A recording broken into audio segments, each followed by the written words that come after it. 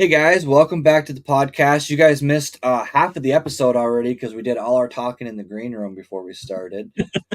But I'm going to let my guest introduce himself. This has actually been a long time in the making, probably almost a year and a half, where our Oh, schedules definitely. always seem to misalign or constantly. This is actually a guy that for a couple of the tournaments that you guys saw me fish in, I was hitting this guy right here up for notes and information because he's got a lot of information on a lot of the lakes that I fish. But I'm going to let him introduce himself and then I'm going to get into our topic.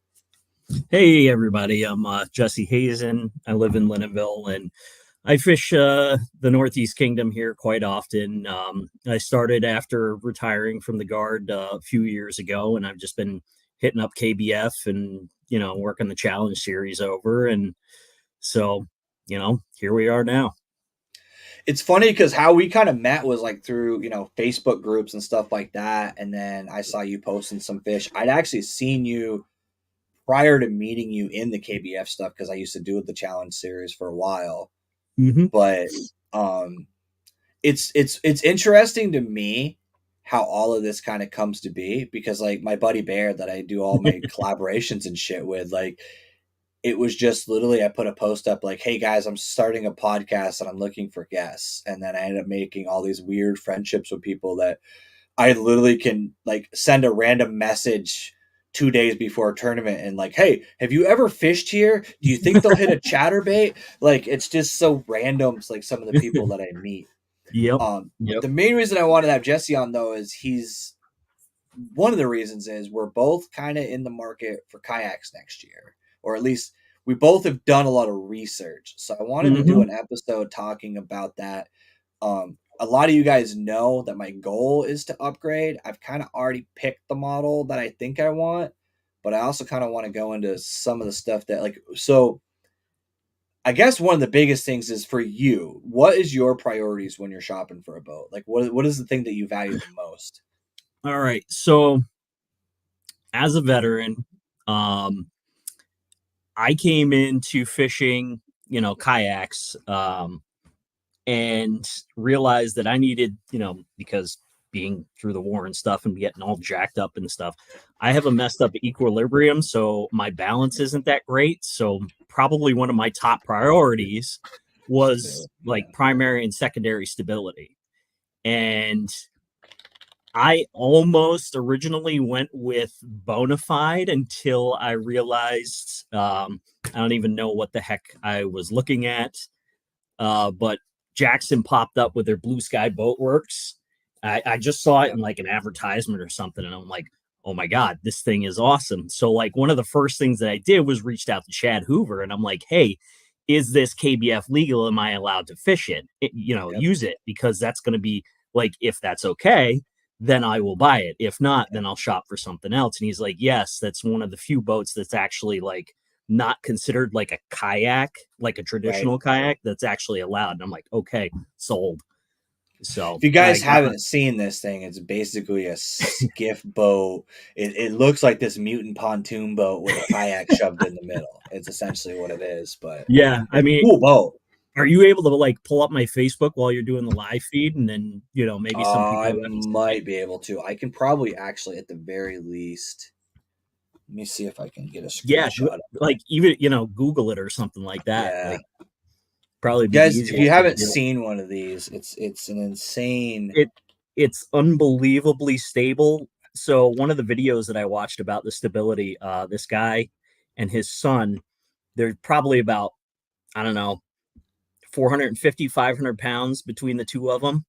And they were standing on one side, one of the pontoons with ropes trying to flip this thing. And it took them probably two or three good tries to get it to actually flip over. Yeah, So to give you an idea of what the stability is like on this thing, I mean, you're looking at 4 feet across for the beam, and you can have a dance party on the thing, and it's wild, so and if you I guys, not sure if you guys absolutely can love see it. that very well, but let me. Here, we'll And make it a full they screen. actually have two different versions of it. So you have the 360 angler, which is the pedal drive. It has their Mark IV, Jackson's Mark IV flex drive, and then they have the 360 Pro, which is the model I went with. Um, just so that I could have the open deck space and run the trolling motor. Now, Right. you can run the trolling motor on the angler, but again, with the pedal drive in the middle there, you would just have to be used to not having all that freedom of movement. Trying to see if I can find like a bigger view of this because it's like kind of small on the screen. But yeah, it's the thing. So the thing about that, and the reason why I opted for a more traditional kayak Mm-hmm. was um portability. That's not Hmm. something you're car topping. That's not something that there is some ramps that you're going to be hard pressed to put that in because So you I'm going can't to do tell it you easy. something. You may not be able to car top it, but you most certainly can throw it in the back of your truck. Okay. And so it comes with 4 grab handles on it. And even though the boat itself is like 140 pounds ish, um, when you go in the middle and pick it up, it doesn't feel like the weight that you think it does. I mean, I have mine Right. loaded down with all my fishing gear, the batteries for my troll, like everything on there, and Yeah. I can, uh, we've got a couple of steep ramps up here that I can pull it up pretty easily. I think, at least for me, but I'm kind of a bigger guy anyway. So, the only issue that I've had with launching and taking out, I don't have sand tires yet. So if you get on a ramp that has, Yeah. soft sand, which I have a couple of ponds here Hmm. that do, it can be a bit cumbersome to try and drag that thing out. Luckily, though, when I go to those places, usually what I'll do is instead of putting the landing gear down before getting on land, I'll drag it up to a harder spot and then lift it and put the landing gear on. So, Yep. So I will say if you I'm not I mean I guess so you're having issue with that one, so you're having it basically worked on right now, right? Are you oh, still looking to replace it or is it so, dead no, now? well, so what happened was I was out fishing and heard a pop, and basically almost went through the center of the deck. Um, Really? and when I reached out to my dealer, he's like, "Wow, let me reach out to Jackson because I don't think I've ever heard of this happening before." Yeah. And so they're going to warrant. I mean, I just got the boat last December, um, so it was kind of like a Christmas present for myself. But anyways, yeah, so they're going to warranty it, and I should be getting hopefully be able to pick a new color or something like that. But even if not, it's a brand new boat that I'm getting for free. But Right. I do want to eventually get like a secondary boat because like in the future I plan on going to like Hobie the BOS tournaments and stuff. And I Yep. know this past year they had a couple of tournaments where they ran in there where it was no motors. Yep. So I figure by having a pedal drive option, I can do any of the tournaments. Yep. So if they don't, they don't allow the motors and stuff, then you can just okay, well, I got my pedal drive, I'll bring that. So Yeah, it's funny because that's one of my like for me, that's redundancy is yep, really what I'm looking for. So yeah, the absolutely. kayak that I'm looking at, and I'm not going to name it necessarily. I'm gonna kind of keep that a secret, but essentially it's a bigger boat and it has a pedal drive, but it's also pre I don't want to say pre-rigged, but they designed it in a way where you're able to motorize it. The bolt pattern's there, the reinforcement is Yep, there, yep. so it is capable with just a matter of ordering a bracket from their website that is pre-designed for the specific Okay. motor that you want. So So like I if got to, you want a Newport, you buy a Newport bracket. If you want yeah, an yeah. XI3, you buy an XI3 bracket. It's So already done. my question is, are you going to make it capable to run either or? So let's say you don't want to run the XI3. If you're going in a river or something, you're like, okay, Yep. I want to throw the NK on there. I'm just gonna, swap them out. So I'm not yes and no. I haven't decided, and that's something that, and I guess I can say it because I've said it in my other previous streams. So I'm looking at the Titan X and the Yep. features of it that enticed me. One was the size. Yeah. And it sounds really weird because most guys are like, "Oh, I don't want that big of a kayak because it is too big, right? But for me, I have a trailer. Yeah. Yep. Literally, my trailer is an old pop-up camper that I retrofitted into a Yep. utility trailer. So it's wide. Absolutely. I have plenty of room on Yep. there. I don't have to worry about it. Mm-hmm. The benefits of the whole kayak itself is that it is 40 inches wide. So Yeah. similar to Yeah. like what you had, Yep. as silly as this is, I wanted a kayak wide enough to put a catch board and not have to hang the catch board off the side of my kayak when I'm measuring a fish. Yeah. I hear you. You know It, how it many is times? literally important to me for you. So prior to getting my Blue Sky, I was running a oh, what the heck is it? Why can't I think? Perception Outlaw 11.5. And I can't tell you the amount of times where I've had a fish on the board and then it decides to yeet itself off as I'm taking a picture. And then, oh, Yep. there goes a 19-incher. And I'm like, oh It's my God. always smallmouth too. Always Oh, smallmouth. yes. I had one largemouth do it. But yes, it's usually smallmouth because they're always angry and they're like, okay, you're going to change the pressure on how you're holding me. So, oh, here's my chance. See ya. So I always accredit like smallmouth or acrobatic. Like Mm, that's how they fight. That's how, yes. when you reel a smallmouth in. And now I can't speak for southern smallmouth. I've never caught a southern smallmouth, and from what I've told, ours are bred different.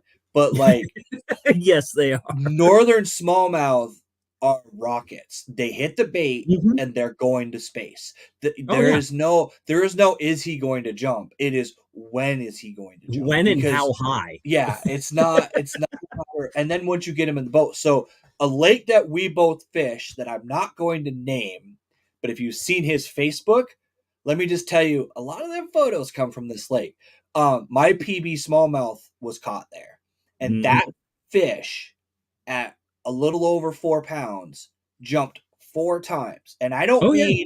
I don't mean wallowed, I don't mean tail No walk, tail walking, I mean straight jump. shampoo where I am sticking the tip of my rod in the water to keep Mhm. tension on him to keep him on the hook.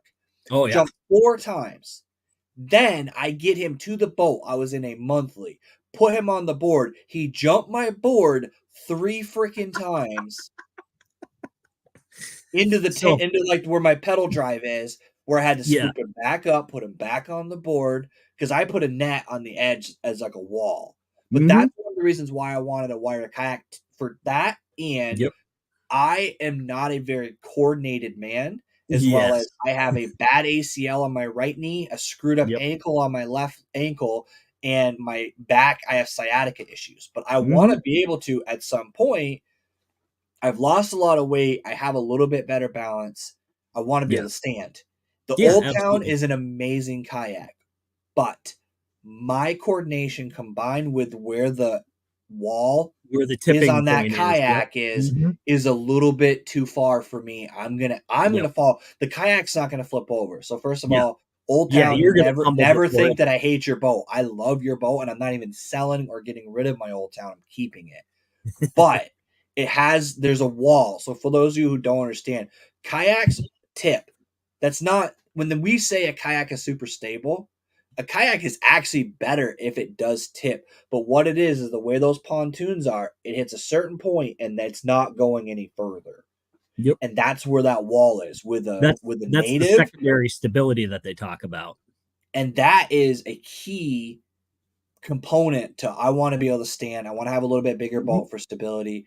Yep. The funny part is the boat I want weighs less than the boat he was just talking about. It weighs more. Like his weighs less than mine will, because those are heavy freaking boats. But the benefit of it is the stability. The pedal drive is, and again, I'm probably disparaging the company, but it's probably the second most reliable to the Old Town drive because Yep.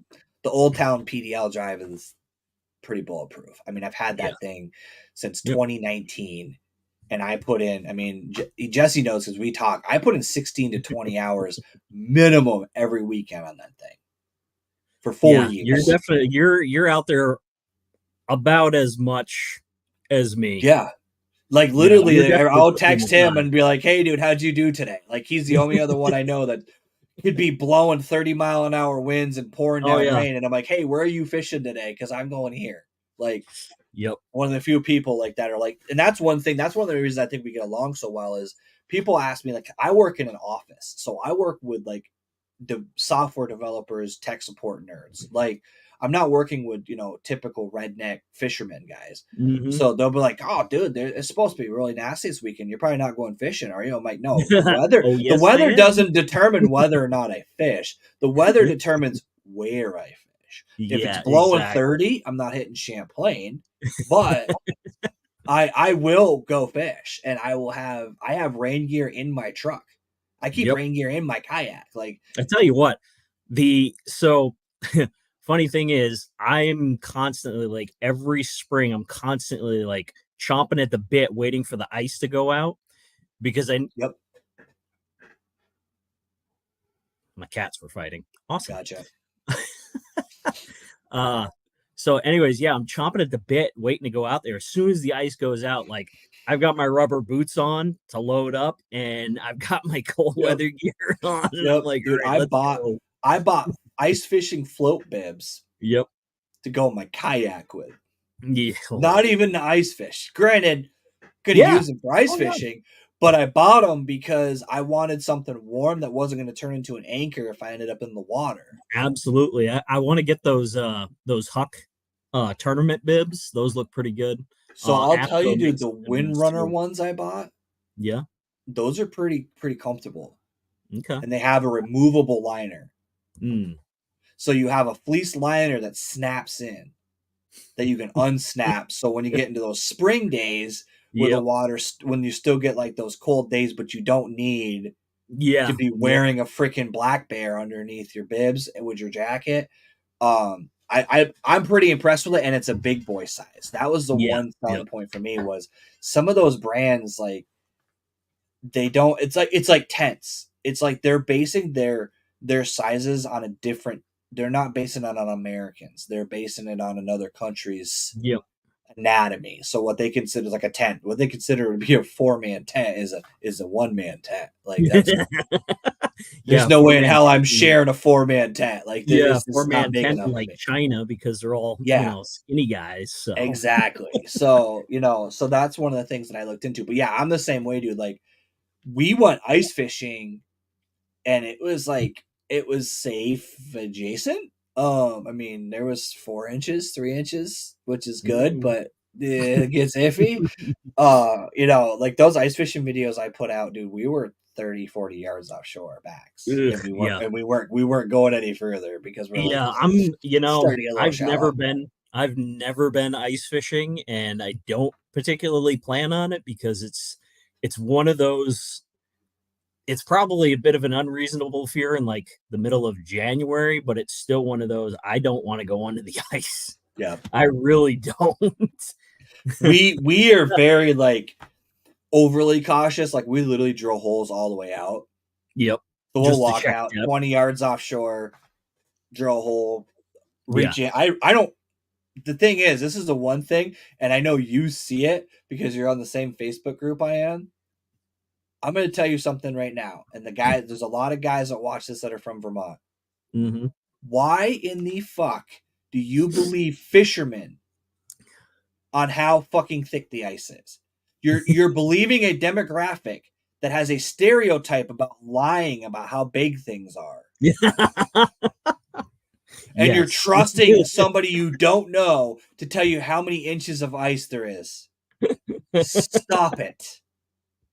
Don't do that. Just stop it. Go check yourself before you load all your gear onto the lake and just blindly trust some guy because you're only getting one of two guys. The hardcore fisherman is going to tell you there is no ice because he doesn't want to compete with you. Or the hardcore fisherman's going to do what I did and went out there with my boat and basically Yeah. used it as a Coast Guard cutter to get through the Yep. ice Yep. to get to the fishing spot. Exactly. Or they're going to tell you it's fine. And then you're going to get out there and there's an inch and a half of ice. Because And you're that's like, this is not fine. the guy that says 2 inches is nice is also the idiot that's out there with his 3/4 ton truck Ugh. and then is bitching about the fact that his truck is now at the bottom of the lake. Yep. So just do me a favor and stop believing people on Facebook and just go check Yep. yourself. Yeah, But exactly. at the same time, I'm the same way, dude. Like that's why I'm looking into it now, because Mhm. my plan is with FX, I'm going to be going to some trade shows.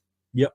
So I'm going to be hitting definitely the Marlboro show, possibly the Sportsman's Classic here in Vermont, but I don't know Mhm. because that one's more hunting. So I don't know if Yeah. we're going to bother to do that one. But I'm going to probably hit 3 or 4 of the trade shows this year. And if you've Yep. ever been to any of these, for those of I you who have not. haven't, the way that trade shows work, and there's a little secret about this, is kayak dealers are required. Well, they're not really required to sell, but they have to buy a minimum number of kayaks to keep their accreditation. So they're required to buy 10 or 5 or whatever.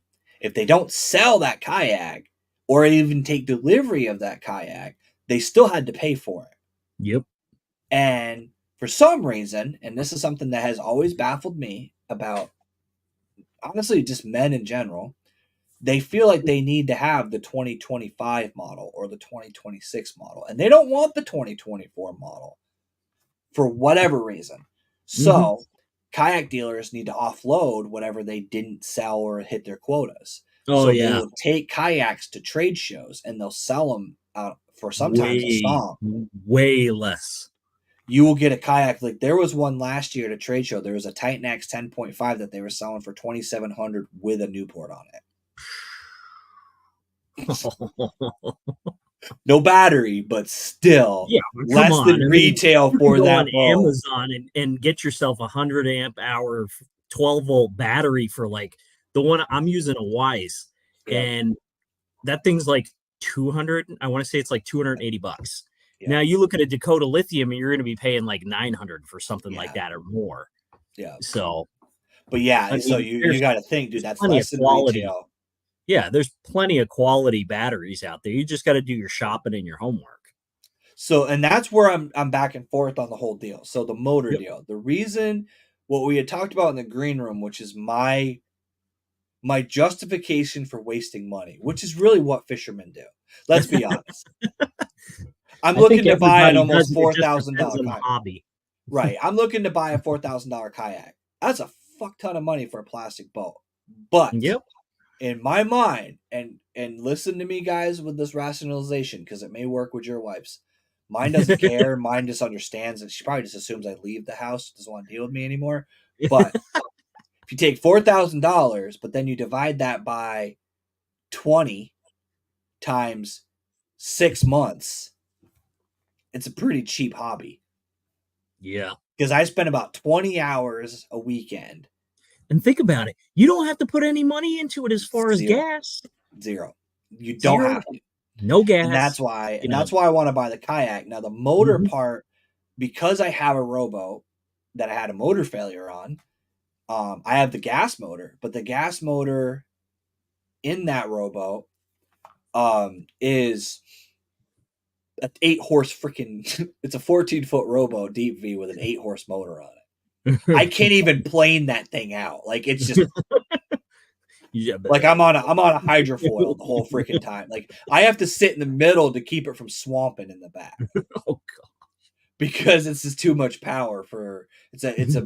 and Tatsu is famous for like an 8 horse Tatsu is a 10 horse motor. They just rated it Oh my lower God. for the 9.9 legs. Oh, So that reminds me. I have a trolling motor, but I want to. That's why I'm thinking XI3 because then Uh-huh. I can spot lock and I can get a bracket for the front of that Yep. and then just swap them. So that's Yep. one of the reasons why I wanted to go with the native because I could have the interchangeability. I'll tell you what, I'm very happy with my XI3. Now, originally I had bought it without the spot lock and I was, I enjoyed it. Yeah. But, having a fumble with that, while you're trying to fish and stuff to Yeah. keep yourself steady in a pretty good wind, 10 to 20 mile an hour wind, that's tough. So I eventually upgraded to spot lock. Dude, I'm not going back. I'm Yeah. not. Spot lock is like, so I was out on one of my favorite ponds up here. It's Pensioner Pond up in Charleston. And, I'm comfortable saying it because I've said it plenty of times. I don't care who else fishes it. It's probably one of the best smallmouth fisheries around here. And for a small I haven't pond, hit that one yet. I oh have to my try God. that out. I tell you what, you go up there in the first couple of weeks of April and they're set the way that they set up, and they do it every year. I same place last year. I went back there this year and I caught just as many, if not more. Um, what was it? 2 days, I pulled in 56 smallmouth Wow. in essentially like a 3 hour time span. That's And not a it, very big lake either, really. It's a pretty small no, it's lake. not. It's, and it doesn't really get that deep. I mean, Oh, you're probably out, you're out 100 yards from shore and you're still in like chest deep water. yeah. So the flat that's in there is just amazing. Yep. But anyways, and so I get out there in April and I get on my spot, and you guys know this year the wind has been absolutely atrocious. Yeah. I've never seen it this windy before. So I'm battling, you know, it's a cloudy day and there's like some spurts of rain here and there. And then when you top on like 20-mile-per-hour sustained winds, Yep. it makes for a pretty miserable day out on the water, except for when you're reeling in a smallie on every other cast. Yep. Yeah, see, that's why. So it's funny is like the motor thing for me, and this is where like there's a good. This is kind of my justification. I am saving enough money to buy the kayak retail. Yep. That's my Yep. plan. Mm-hmm. If I can get a significant enough discount on a Yep. kayak, either make a deal with a dealer to become a pro team, fishing team, whatever they Yep. call it, or get a good hell of a trade show deal or something like that, I'm gonna probably end up buying a motor. But the motor really is going to be for me. There's some Oh yeah. places that I wouldn't use a motor at all. I wouldn't even bring it. But there's other places, like honestly, and I'm not afraid to blow it up because I'm literally doing a series on how much I suck at this lake, but Lake Bombazine. And Jesse's laughing because he knows I've been telling him about this series I've been doing. Literally, Lake Bombazine is a 2,400-acre lake. It is a lot of water to cover, and it's one of those places where they're either here or they're here. If they're not here, they're there. If they're not there, they're there. It's a lot like the lake that I won't say the name of, that he fishes, that has the same kind of makeup where it's big, but there's like 4 shorelines that really are effective, and everywhere else is kind of like you're using that to traverse to the next shoreline to go catch the fish.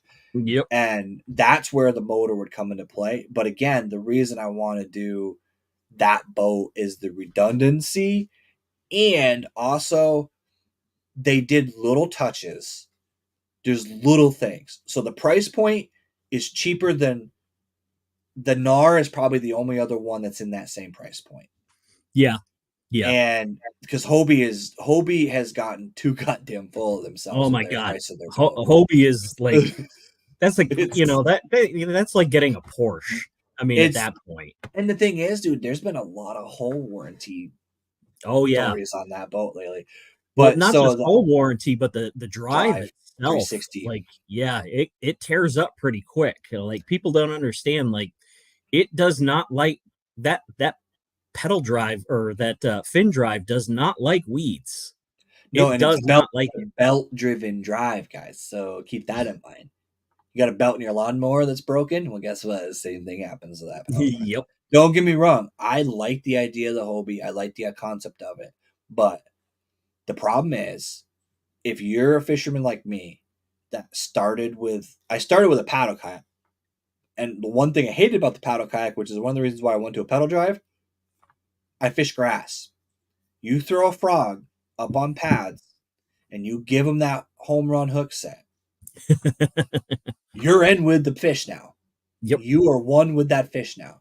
With a pedal drive, if you guys watch, and eventually you learn this really quickly with a pedal drive, you will watch me. Before I even set the hook, I've got 3 pumps backwards already going. I've Going already back. created momentum going the opposite direction. And I've Mm-hmm. literally just hooked a fish, held my rod up high, and backpedaled and dragged his ass out of there. Yep. And not had to go in after him.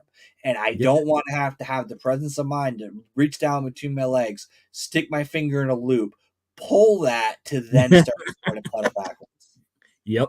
I've watched so many guys lose fish trying to flip their kayak into reverse on YouTube, just watching them do it, and they can't do it, or they miss, or they try. So that's one of the reasons why I didn't go with Hobie. Other than that, it's an excellent boat. I don't necessarily Yeah. disparage I it. mean, they have a lot of amazing features on that boat. I mean, part of the reason why I want to go with a NAR later on down the road is the horizontal rod storage, that Yeah. comes with the kayak. I Yeah. mean, I so I didn't think that I would originally like horizontal rod storage until I fished on Memphremagog in South Bay, and then I'm like, okay, I want to go hit the uh that little section there that connects to the main lake.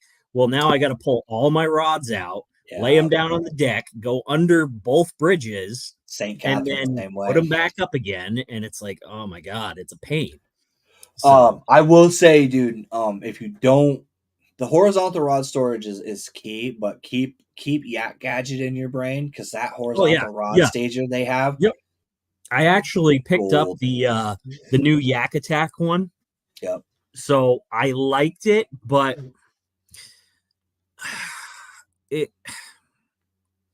I don't know for the boat for the blue sky that I'm on, like I guess you could get used to it, but see, I like to get to a point where am able to boat flip Yep. um from either side of the kayak. Yep. So the way that I have my boat set up now is I have my net on my left hand side, Yep. and oftentimes I'll be setting the hook on the right hand side, so I got to steer the fish around the front of the boat, Yep. which I'm okay with. The problem is with the side stager, um, if your rods are too far forward, you're Hmm. going to end up tangling in those as you're trying to, get the fish around. So I'm like, all right, you know, You're we'll telling the deal with guy it. that put two mighty mounts on his Old Town to move my rod stager back so that I could have it not up front because when you're trying to paddle, Yep. you were slapping your rods. Like it's a great setup and it's nothing to do with the model. So I guess that brings me into another feature of more modern kayaks. Old Town has not changed their whole design in 10 No, years. no. And The that's funny that you say the that. Predator, the Yeah. Topwater, the Sportsman, guys, guess what? It's the same goddamn kayak. And it's funny They because give you a new color every year. That's what they yeah, give you. they were actually the guys were talking about it. What was it? Chad Hoover and a couple of them. Gene might have been in Probably on that Gene, yeah. podcast about like different companies and like he's like I want to say he had said something along the lines of it's been a long time like he's almost expecting Old Town to come out with something new because it's been so long since they Yeah, actually have. yeah. um I can't remember exactly, so don't quote me on that one. I think it was either him or Gene, but I remember it a little while back where they were having Dude, a if they podcast had come out discussing with they could have and they kind of messed up because so don't get me wrong. Again, go to the ramp, go to any kayak fish bass fishing lake and look around. You'll it. Hmm. see a 106 or a 120 there. Whether it's a paddle or a pedal. You'll see at Yep. least one. Hmm. And that brand has a recognition because of the canoe world. Yeah, That absolutely. old town any if you've ever seen a green canoe that looks like it's been through World War One, it probably was. They probably used it and then brought it Yep. back. And then, but if you see an old man paddling around with a trout rod, that's probably an Old Town. Like Yeah, those most likely, yes. canoes were everywhere, and they were rugged, and they were the best things in the world. And they took their kayak. The history of the top water or the Sportsman and all that was it was actually Ocean Kayak, which is a brand under Old Town that was Hmm. designed for surf fishing Yep. and they tried to get into the freshwater market, but people wouldn't buy them because the brand name was Ocean Kayak. So they literally just brought back the Old Town name, And then everyone slapped bought them. the same hull that they designed for Ocean because no one would buy it because they thought it was a saltwater boat. They thought that there was a Hmm. difference between them. Yep. So if Old Town came out with a kayak that was bigger, wider, and had even half of the features of like the native, I Yeah. probably would just go back to Old Town because I Yeah. love their pedal drive is fucking awesome. Like I can get almost 4.5 miles an hour with very little effort. I tell you what, that's actually a really good speed. I mean, I might be pushing that with my yak right now, and Yeah.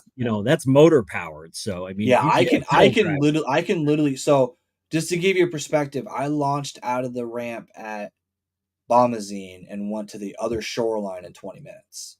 Just straight across. wow. And I was leisurely pedaling. It's a great pedal drive. It's geared properly. It Hmm. is literally I broke a blade on it and fished the entire day on it with a single blade. And it vibrated like a bastard, but I was still able to fish all day and just swap the prop the next day and it was fine. So Yeah, like that boat is solid, but the problem is they haven't changed their design. The yeah. features that like I wish they would add, they need a wider boat, which they could Hmm. easily do even with their current hull design. They could just widen it out because they Yeah, have that like ocean big rig version, but it's not much different. That EPDL thing was a cool idea, but it doesn't appeal to me because I'm again looking for redundancy, and yeah, absolutely. now Yep. my only source of propulsion could be bad because the battery dies. So Yeah, it's not really in my mind good. The thing about the swivel seat though is the one thing that keeps spinning me back to the native. yeah. So that Well, it Titan sounds like has you're that. already sold on it. So, Well, the problem is, dude, I didn't want to be. I wanted to go to the Jackson. I heard issues with the Jackson. hmm, There was issues with the rudders, and there was a lot of like in cold water, for example. I was told by a couple people that bought them in cold water, the rudder won't function. It freezes up. It literally freezes because it gets water in it. Like somehow it takes on yeah, water when it. Now don't get me wrong. The old native Titan had a big problem with the same thing because where they yeah, put the rudder control was in the floor. So if you got water on the deck of your kayak, the water was just getting sucked into your kayak because you still yeah, had to have a component that moved. So there's yep, no real way to waterproof that. They redesigned that by putting it up top with a ramp there, so it can't actually get water on it. But hmm, the funny part is the features that I have a couple of things that if I decide I want to get a motor, where they put that battery box. I don't know if you've seen where the Titan X under the back seat. So they built a battery box that's under the seat that sits yes, down in the center of the kayak. So when you put hmm, that heavy ass, even a lithium battery at that yep, level is a little bit heavier. It keeps the center of gravity. It actually yeah, increases your center of gravity yep, instead of you putting it in the back tank well, and then you kind of have hmm, a little bit of a disparaging weight differential there. yeah, Um, the the the Titan and the Nar were the main contenders. yeah, And the absolutely. swivel seat in the Titan and those ports, because I do like to sometimes get creative with my wiring. Hmm. And if you've ever rigged a kayak, which is the funnest part of having a kayak, I'll tell you right now, that is the Yeah, funnest freaking part of having a kayak is I being know. like, oh, My I made my it have green lights because this is cool. my wife is constantly she'll message me because she won't see me or hear from me in hours. Oh, you in the garage? Yes, I'm tinkering. She's like, uh-huh. When I bought my kayak, my wife came home to me sitting in it in my kitchen because I wanted to see if I could reach the rod holder that I wanted to install. Hmm. Because that's the thing. And that's the big mistake people make. And that's one thing I will highly recommend. Take your kayak out and fish out of it on Yeah, the absolutely. water before That's you the way. install anything. Yep, that's the way you figure out where you want things, and even then, you're going to be tinkering. Yeah, I've been because tinkering all year long, and I finally got to a point where I'm like, okay, I'm pretty comfortable with what I've got going on here. so my boy Bear Fishing calls my kayak the Transformer because I've literally like he's seen you guys see it on the videos. You haven't even seen the 7 other iterations of shit that I built that failed that never made it to the water. Um, but one of the things that you learn quickly is what you feel comfortable reaching back for in the living room is not the same thing as when you're on the water. So like, and that's where the swivel seat. So the swivel seat comes in for me is if I'm not capable of standing, if I feel like, okay, yeah, this is still not for me because of my balance issues, Yep. being able to get into a wind and I want to cast to my right and Yep. I fish with my left hand reel, cast in my right hand. I am not. I can do it, but this whole freaking backhand cast crap, I can't do Yeah. it. I just I know. I'm gonna bird's nest more than I'm not doing that. Mhm. But being able to go I know. That's another and reason why I love then my come 360. I back, mean, they call it yeah, the 360 because you're able to spin 360 degrees in your and seat. that's and being able And to like not even I'm not gonna be out there like just spinning in the thing, but I may try to make a video of that just because I think it'd be hilarious to sitting there spinning around in my seat.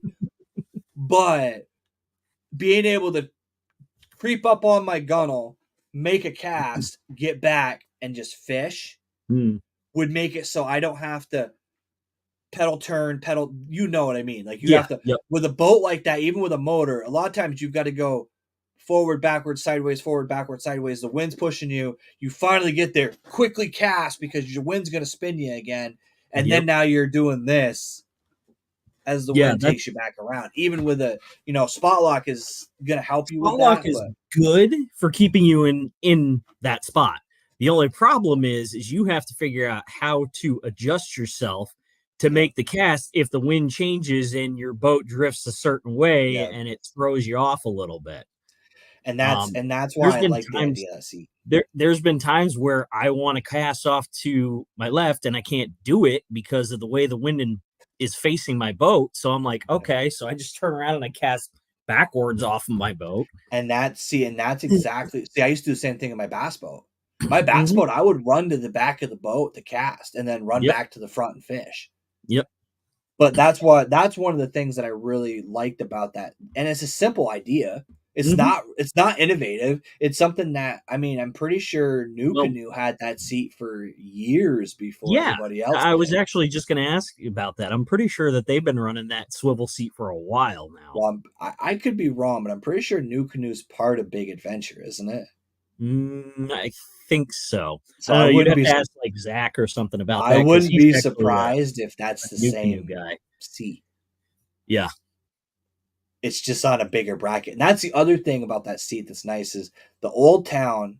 I don't know how yours looks like it's pretty high up. The Old Town, Mine's adjustable. So you have you know, this much height between the bottom of your seat yeah. and the deck of your kayak. You Yeah. can't even get like what I actually did is those like 10 for $1 Tupperware containers you can buy at Walmart to store Yep. crap that people usually buy to put baits in. You can Yeah. fit one of those under your seat. That's it. And that's shoved up under there. That's like Yeah. tight. Yeah. And then what I actually did is took a old wetsuit and zip tied it from the bar in the front to the bar in the back to make Yeah. like a sling so I can stuff crap underneath there. That's But see actually a pretty good it works really well. I did it started with a pillowcase. idea. It started Hey, with a pillowcase, but if that it pillowcase works. kept getting wet, and then it started smelling like a wet dog all the Yep. time. So I went with wetsuit and punched a hole in the middle of it so it would drain back into the kayak and then out the Yeah. scuppers. Yep. But the natives got that drawer. It's got an Yep. actual like slider drawer. So it's one of Yeah. those like Jackson actually has a couple on yeah. their website. They have a underseat storage for I want to say they have one for the Kusa, the Nar. I think the big rig, that like new Yeah, big rig, big they both rig. had it. So, Big rig's another one I looked at. yep. I do like that concept too. And that's another Hmm. one that I looked at. And it was just, it all comes down, honestly, it comes down to, and I'm going to put this out into the ether and maybe hope it'll stick is Jackson, call me. Because if you want to throw me a You're boat, right. I'll be happy to rep your boat. It's not anything Yep. against your brand. It's just price point wise, the native gave me a few extra little things, where they Yep. put those ports for the wiring, the Hmm. fact that they have an aluminum track instead of a plastic, stuff like that made a big difference. Because I don't know, that's the Yeah. one thing I will say that Old Town screwed up on is they put that stupid Scotty track in there, and it's probably made by Scotty, and it's chimsy plastic and it flexes. So like Yeah. if you wanted to go trolling with that for like Yeah. if I wanted to go on Champlain and do like trout, Hmm. it's a little Oh, hairy. no. Like it does flex. Yeah, yeah, it's sad. I mean, you almost have to go in and buy like the aftermarket rail systems, like the Yeah. steel, the aluminum and steel ones, just to, and then replace the old ones that are on there. And yes, Michael Bradley, you would not believe some of the weird shit that I've wired into my kayak at one point. I actually had my original lighting setup for my kayak. I actually ran an LED light strip like you would tape on the wall in your house. And what I didn't know is that the control box for it, the first one I wired, the control box for it was one of the ones that was like beat sensing so that it would change for when you played music. And I had a boat go by me one time and I turned into a fucking rave in my kayak because the lights started going to the fucking beat of the boat. I wish I And I could have was, seen dude, it was bad because I was just sitting there fishing and all of a sudden it's like, and I'm like, what the hell? Because the motor was going whoom, whoom, whoom, whoom on the way by me. And I was like, yeah, that's getting turned the fuck off. that. But dude, I've had Oh, there, and that's the thing is I put a lot of holes. Like I can't say a lot of holes. I got my original, my freaking Sun oh my, Dolphin, dude. yes. Whoa, Yep. dude, that thing had 100 holes in it. But the Old Town I got smart, and the thing I made the biggest thing I will recommend if you're gonna do wiring in your kayak is do it with like 12-volt SAE plugs or Mm, buy actual yes. USB ports because Well, you Amazon, I can tell you, Amazon is great for all those yep, SAE plugs. I yep, mean, you get really good deals on them, and you can you buy know, everything in oh, that plug. absolutely, Everything. absolutely. But having SAE connectors, wired all throughout your boat makes, Yep, hooking up and is a snap. I mean, every bit of electronics that I run in my boat, which is only the lighting, but still at the moment, because I haven't gotten a fish finder. right, I've been doing fine without one, but it would be nice eventually to get something. right. But Dude, it's funny but because like that's the one mistake I made. I used to hardwire everything direct, and don't get me wrong, it's all wired to a fuse block. Like I have them. yep. So what I have right now in my kayak currently is the front has an SAE for my fish finder, and Mm, then one for. So I did two up front. I have one for my yep. fish finder, and then I have a two place. It's a C to C and an A to C USB to SAE. So what that does is allows me to charge my GoPro or my DJI in this case, Yep. constant. I don't ever have to worry about batteries. And then in the back, I've got another plug that runs my back camera. I used to have a plug under my seat that I use to then charge my phone because during tournaments, as you know all too well, where we fish, there is like almost negative cell phone service. So if your phone is on halfway through the lake, you're about 50% because your phone's dead trying to desperately find cell phone service Yeah. and it just Tell me dies about it. halfway through it. So On having a charging Pensioner port is nice. Pensioner Pond, it's like I go on there and it's constantly switching between LTE and Yep. Rogers, and Yep. there's like one other one on there, and I'm like, oh my There's god, it's a actually a one. place on St. Catherine that I stop at the dock to get caught up because somebody has Comcast Wi-Fi and my phone will connect to their hotspot. Yep. But that there's literally lakes where I will do that where I know certain docks that have Comcast, so I pull in there and my phone will auto connect to their hotspot because I have Comcast at home, and then I'll update like stuff. But that's one thing that I do recommend is putting those plugs in because you can get freaking headlamps, you can get lights, you can get everything Yep. in that plug. And if you can't get it in that plug and it's wireable, you just splice it to that plug because you can buy Yeah. the plug. Yep. So it makes it so much simpler. And that's what I will be end up doing with whatever my next boat is. It's going to have the same Yep. setup. The only difference Are is you I'm gonna actually run going the to wire. Yak Power? No, see, dude, I run my own. So what I do Okay. is I have a Z Pro. It's a 30 amp hour Yep. and I run all of my cameras and my fish finder off of that. And if I end up wiring lights, I run those into a switch and Gotcha. then I can run that. Now I will probably end up running. I haven't decided yet, but I was looking at the shape of so on the native, there's two ports basically right here. Yep. So I want to. One of them I'm thinking about getting. They make on Amazon exactly what we're talking about. They have like two rocker switches Yeah. and Yep. a dual USB box that would fit in the same diameter as that plate.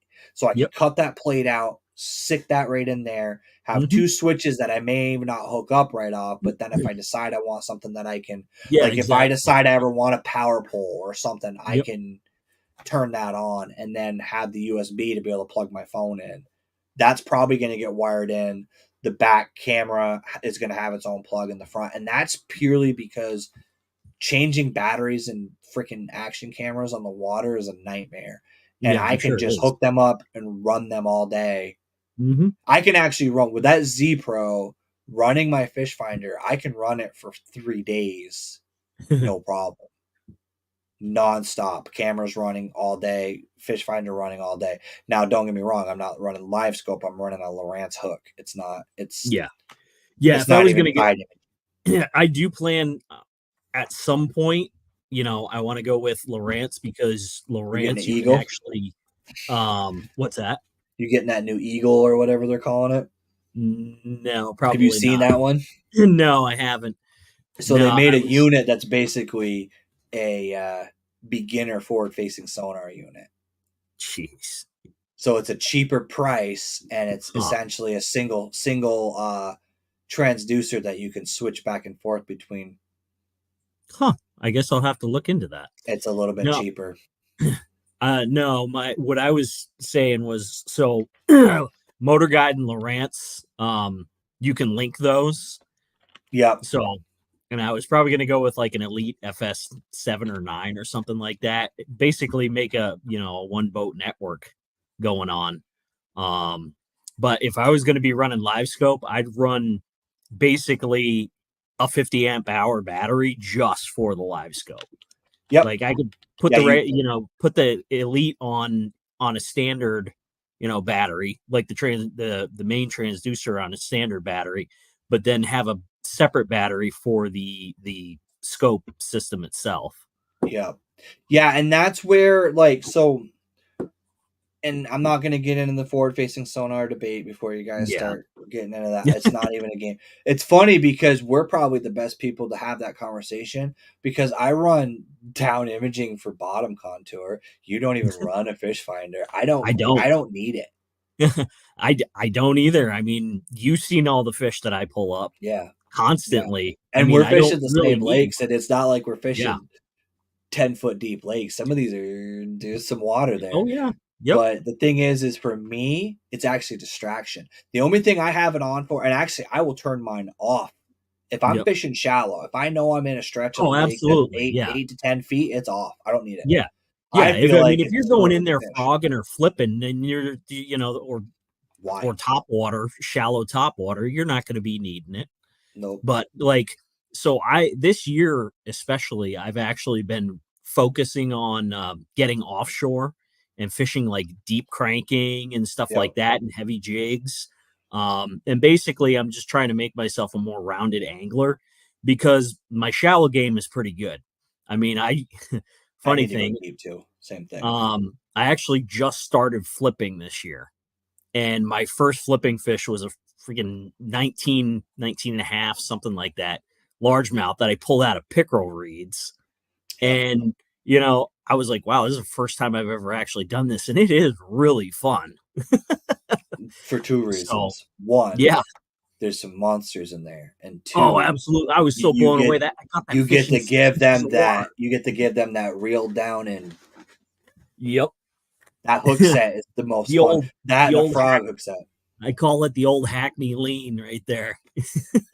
I But joke yeah. with my teammate Um, all the time, like when I hook set a fish with a jig, like Texas rig, flipping baits, mhm. whatever. I want to hit them so hard that their spawn have a concussion. hit Like, them, hit them so hit them so hard their teeth come out in your yeah, face. they're never gonna want to eat anything again because I've sent 12 inchers rocketing Over the over boat. my kayak. Oh Uh-huh. yeah, I've hit him with a half-ounce jig in grass and then have him go by my Shoo. face. Like I caught one day. I wish I freaking deleted the footage. I literally hooked at a fish so hard he hit me in the chest, Oh, jeez. sitting in Oh my my God. kayak. But it's the best thing in the world. But that whole thing is like, so the fish finder deal. The one thing I do wish I had was side scan, and I would teach Yeah. myself how to read it. I do think Yep. having the ability to see either side of me with a little bit Hmm. wider cone and all that would be beneficial. But I don't really fish 12 feet. Anything over 12 to 14 feet, I'm starting out of my comfort zone. And then Yeah. even then, like if I'm 12 feet submergent grass, I'm still Yep. running a swim jig and a chatterbait. But Yeah. if I'm like in 20 feet of water, I'm using like a lipless. I'm not deep Yep. cranking. I'm not drop shotting. Like I will throw a deep crank. Like I'll throw a Mhm. DT6, DT8, whatever, a deep diver, 6XD or whatever. But Yeah. I like, run I run the River to Sea DD75. yep, yeah, So I absolutely love that thing, and they smack it. yep, Absolutely smack it. And I can on 12-pound line, I can get that. So I actually just traded in all my Megabass rods and started getting into Sixth Sense, and I got the ESP line.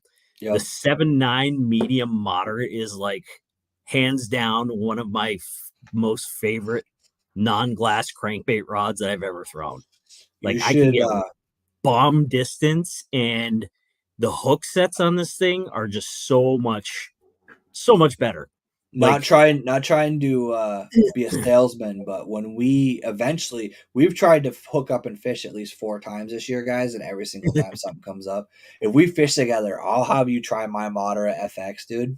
yep. It's amazing what a moderate rod Oh, does for your fishing game. oh, A treble hook. proper, Oh a my god. proper moderate rod. There Yes. is some production rods that call themselves moderate rods Yep. that aren't really all created equal. But Yeah. um, I will So tell you, a good moderate rod is the reason why. If you guys saw my tournament video where I caught that PB Smallie, mhm. that moderate rod is why that Smallie ended up in the net. It Yeah. has nothing to do with the bait. I had a good hook set and I was able to keep that fish pinned because, like we were saying earlier, when those smallmouth start to come up and you've got Uh-huh. the sensitivity in a rod and you've got a well Mhm. built rod, you feel that rod start to unload. But with a fast action rod, you've got that much time and now your Oh rod's yeah. out Yep. straight. With Yep. the moderate rod, you've got a slower Oh yeah. recoil, which means you have that opportunity to go, oh no, Yep. and get them from coming out. And that's what So saved me so many times. a little tip for you. I don't know if you've done this before, but one thing that I've learned to combat the smallies when they start jumping like that is right as they're about to breach, I'll give them a quick jerk, which usually throws Yep. them off so that even if they do come out of the water, they're not getting Yep. the height that they're trying for. And I've been able to confuse a couple of fish that were just barely like skin hooked in the side of Yep. the mouth, just enough to get them to the boat and get them in the net before they could toss it. Yep. No, I will. So that's why I do the whole, like, you guys will see me like do this. I'm not just going down, I'm going back. Mm-hmm. So I'll go down and back. And like you said, what it will do is that fish is coming up, but then that line pulls in this. So he just like planes out and then comes Mm-hmm. back towards the boat. I've done that a lot with smallmouth for sure. Yeah. And that moderate, and the other thing that I use a moderate action for is what a lot of people don't use a moderate action for is topwater. And I'm not Yeah. talking treble Oh hook yeah. topwater. I'm talking Absolutely. frog because my brain is too goddamn fast for a walking frog and for a Yep. buzzing frog. So Mm-hmm. I swing too early. As soon as you see it. I swing on water. I don't Yep. swing on bite. So by having that moderate rod, it builds in a half-second lag time Yep. from when I'm actually setting the hook, and it gives me Mm-hmm. and every single fish I've hooked with a moderate rod is here, Yep. not here, not in the lip. It's in Yeah. the. It's to the point where what you guys don't see, and you see me if you see me look down after catching a topwater fish, and then I say I'll be right back, that's because I'm spending the next 5 minutes trying to shove that hook out of the roof of his mouth because it's so buried in there that Yep. pliers is not cutting it to get it out of there. So And I'm having to like shove it down in there to get him on hook. here's the funny thing. So last year I was running my Megabass setups and stuff, and the Javelin, which is a P5 rod, and it's specifically designed as a treble hook, moving treble hook rod. Yep. So it's meant for cranks, essentially. Yep. I cannot tell you the amount of times, and they say it's a moderate rod, but Megabass's version of moderate is not as moderate as it should be. It's more of like a moderate, fast, almost fast action. Yep. So when I would hook my fish, especially deep cranking, when they would come up, almost all of them were coming up with one hook right in the corner of their mouths. This year on my 6th Sense rod, which is an actual moderate rod, they were coming in and they had both trebles almost always right in the side of the face, with one in their mouth and the other hooked in the cheek, or they had T-boned it and it had enough time on the lag there on the hook set where both hooks would actually catch them and not like rip out of their face too fast. I killed a fish 2 weeks ago. Damn. Straight into his brain. That's how deep I caught him in the mouth. Wow, are you kidding? He came up dead because I got the freaking frog hook punched his brain. Let me tell you, dude, it was a pain in the ass getting that hook out of his mouth. I'm glad he was dead because I basically had to take the pliers and then punch him to get it back out. Yeah, that has a lot to do with the rod, the moderate action, and I'm actually going to end up buying because the only rod that I have right now is the medium heavy moderate. I want a true heavy mod fast. Yes. For that purpose. And FX makes one, and I'm definitely going to be picking one up. But the cool thing about, like, the one thing I will say, signing with FX, that was cool, because I looked at those 6 Sense rods too. And if I didn't end up pro staff for FX, that's where I was kind of going. Is with FX, dude, you should see, I should let you try this one too, because you'll love it, is I have a 6'3" medium heavy casting rod. Yeah, I've not. So really, as far as like short rods go, the only ones I really prefer short are like the jerkbait rods. That's literally what I bought. 10, 6'11", around there. Almost all the rest of my rods, even my one spinning rod that I have, is over 7 foot. So the reason I like that rod is because of the medium heavy instead of the medium. It's got enough backbone that you could use it for flipping.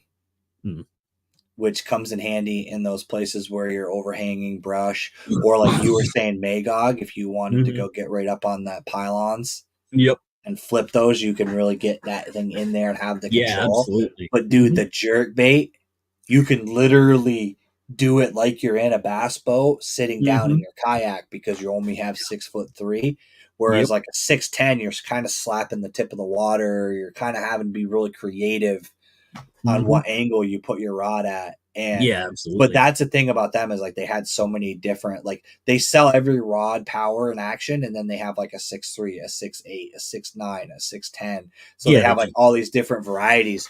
And that right there alone makes a huge difference in your game. And when you start using a quality rod, it's not good for your budget. Well, it's really that not. was another reason that I went away from Megabass is, P5 line is $500 a rod. The really the only affordable, like, and you and I have had this discussion before about like affordable rods and stuff that are still quality. Even their Orochi series is $300. I mean, the Levante, which is the lowest in there, is still $200. And I went to 6 Sense, and their most expensive line, I think, is like $350. That's one of the reasons why I signed with that my ESPs right now are 180, 179.99. They're $180. They're light. they're actually lighter, I think, than the majority of the P5s that I had, which Yep. blew my mind. I love the carbon fiber monocoque handles. Yep. Um, and another thing that I loved about my 7.9 is that that thing is so like the butt section is like so long that Yep. see, I like using my deep diving my DD75s in shallower water than what they're intended for.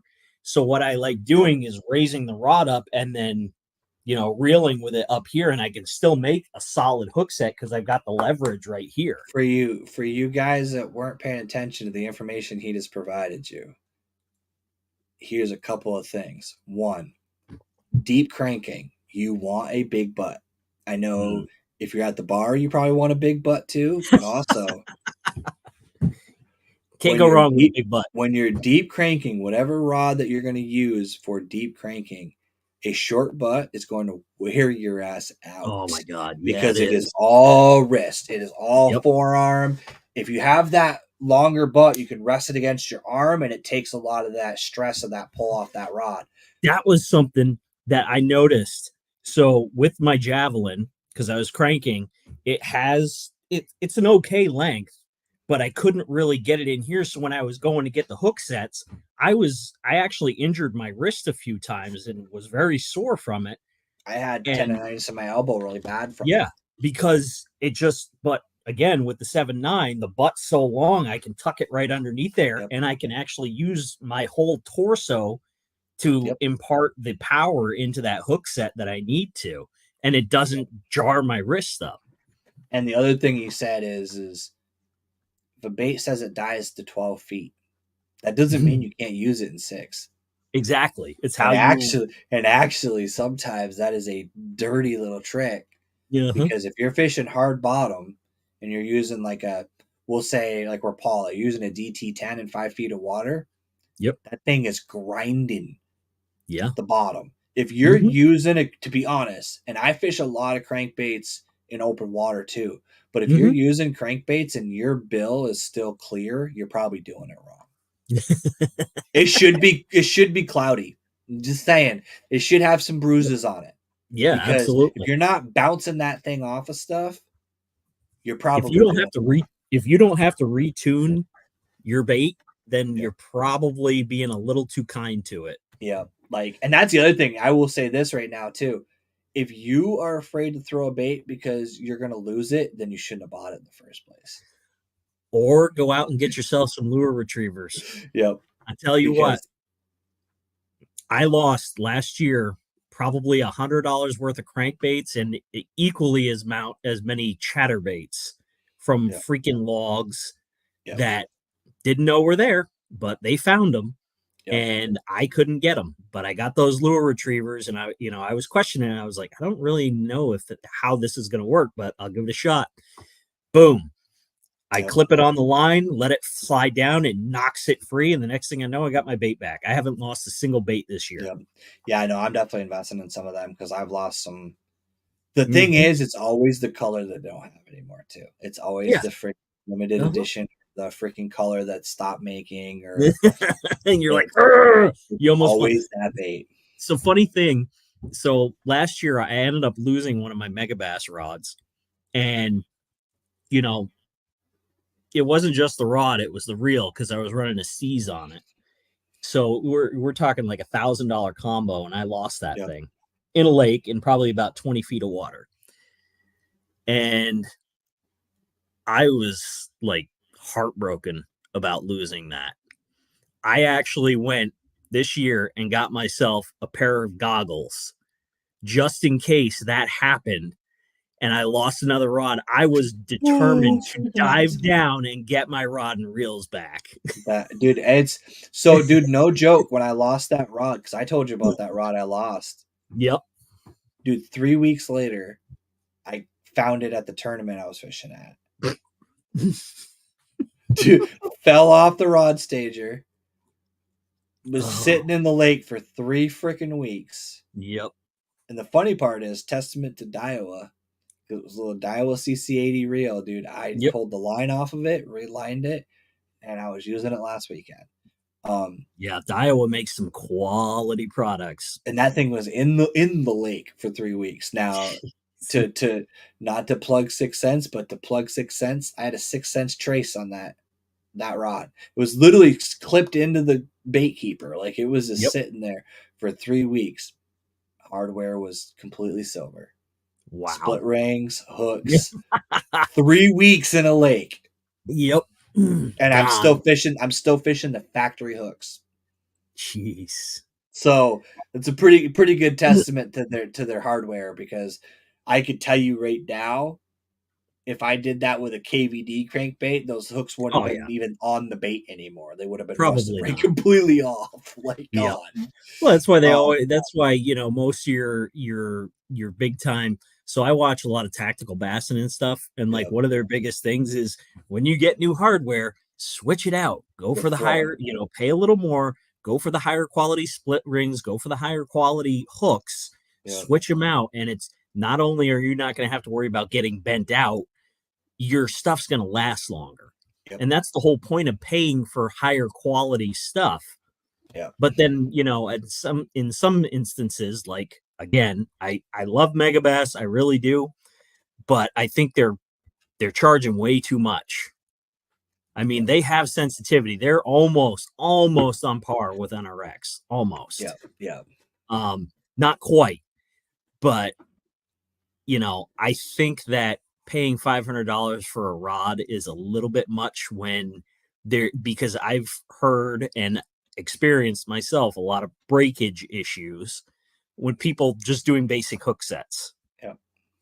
And I'm I like, will say, dude, I can't afford to keep doing that. I had a favorite rod that I loved. One of the favorite balance series, dude, Yep. and I had it literally break in half casting. Yeah, that's rough. It broke like in between the eye. Like it Hmm. was like in a spot that it shouldn't have broke anyways. Yeah. Yep. And then it just literally like Boop. tumbled off, and I was casting a 1/4 ounce jig. It wasn't like I was throwing a 1 ounce punch weight or something, And that was a moderate, Yep. which again shouldn't have broke with a jig, because Yeah, it's got a lot absolutely. more flexibility to it. But and I will say, like, I'm not brand loyal. Well, I guess I can't say that because I'm an FX Pro staff, but like, I'm not brand loyal as a general rule. I'm brand loyal because of stuff that I found that I like. And that's one thing Hmm. that I want to be very clear about anybody who watches my channel. Yes, I'm pro staff for Reaction Tackle. Yes, I'm pro staff for FX Rods. I have friends in the industry that bait paint, stuff like that. But use what you want and use what you're Yeah, comfortable with, but take what we say into consideration. Moderate action rod. The length makes a huge freaking difference. You'd be it does. surprised the difference between a 7 foot and a 7'3". Doesn't sound Hmm. like a lot, but the leverage that 7'3" is going to give you is significant. Yep. And maybe try some of the rods that we talk about, but at the end of the day, So what you're comfortable with, use that. speaking of moderate rods, I don't know how many people fish chatterbaits, probably a lot. Um, if you're going to get serious into chatterbaiting, invest in the Evergreen Combat Stick, the heavy, the what is it, 7.3 heavy glass. Okay. So Brett Height specifically designed it for the chatterbaits, and let me tell you, that thing, I haven't lost a chatterbait fish yet, and I've been using it Okay. for what, a month? Yeah, about a month and a half, and I haven't lost one yet on a chatterbait or on a fish on a chatterbait. So, and See, it that's where I suck, always dude. I can't catch a fish on chatterbait with a moderate rod. really. Dude, I Hmm. struggle so hard with it. Well, what are you doing? Like when you I've do your lost hook? more fish. I think what I think I'm doing, my brain is stuck on the single hook. So I'm jig hook setting a chatterbait, and I'm setting it. I don't know what I'm doing different, but for some reason when I'm using a moderate rod, I'm not getting the hook all the way through them, and they're shaking it right next to the boat. I lost Okay, like so 10 in a row doing that. so yes, moderate, stick with that. Try a glass rod. Try the one that I said. Actually, tell you what, next time, when we finally do get together, Good.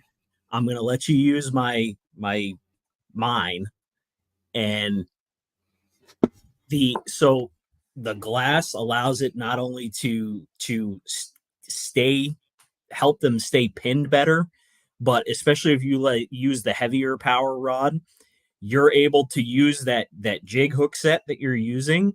But every time that I have hooked them, I used to hook them in the corner of the mouth because I Yep. used my javelin as a chatterbait rod too, and then I also used the Mad Bull. It was good, but I was oftentimes hooking them in the corner of the mouth. That's where I was getting a Every lot. Yeah. single hook set that I've got has always been right in the top of the mouth.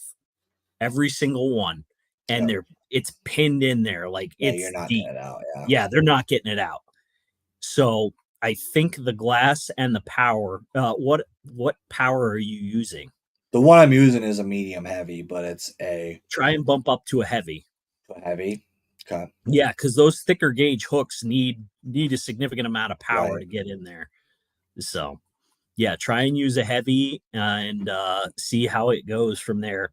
Because Just keep I your am going, like I said, I'm getting a heavy mod. They have a heavy mod fast. I think it's a 7.6, yep, which is going to be like for like my top water deal. That's yep, going to be hmm because it's something I can use for frogs. It's going to be something I can use for yeah, that chatterbait. It's and absolutely. honestly, even with a jig, a lot of times I'll use Yep. a moderate just because I tend to. Do you use copolymer line? No, well, I can't say that. Yes and no.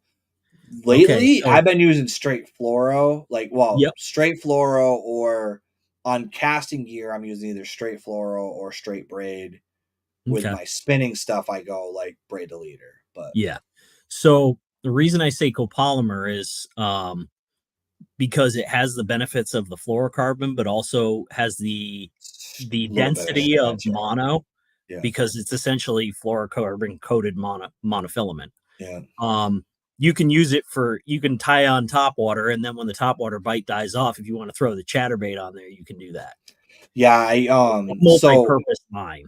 one of the things I'm doing next year is so I run. I found that the max rods. Now this may change with a bigger kayak, but um, I when I run 8 rods, Mm-hmm. that's like the sweet spot in my old town because it gives me the Yeah. ability to kind of move around and still have like one of Yep. each. Yep. But what I've learned and the thing that I want to do for tournaments next year, I want to get a couple backup reels Mm-hmm. and have them pre-spooled. That way I can go with like a copolymer Yep. and then have like basically have like a copolymer and then a fluoro.